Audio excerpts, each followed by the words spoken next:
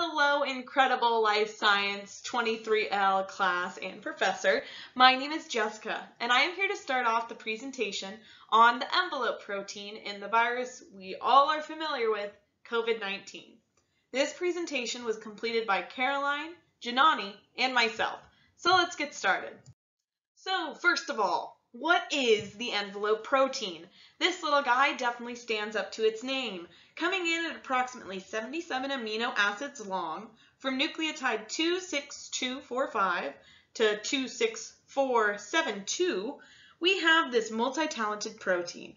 Many viruses have what is known as the viral envelope, which on this slide shows that it is the outer layer of protection consisting of glycoproteins.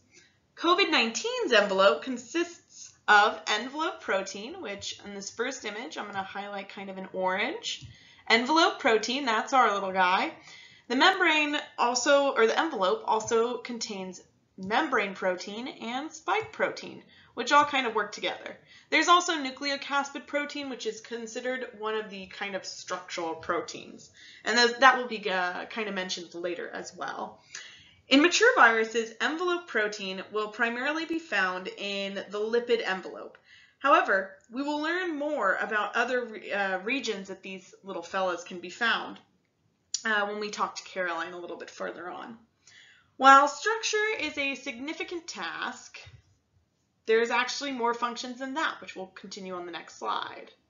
As previously mentioned, this protein provides a lot of structure for the virus. It also works together with the membrane protein to really form that envelope around the virus, which gives it that extra protection. In addition to that, it uses receptor binding and fusion, again with the membrane protein to further protect the virus, while also affecting permeability of other cells, which I'll mention a little bit later.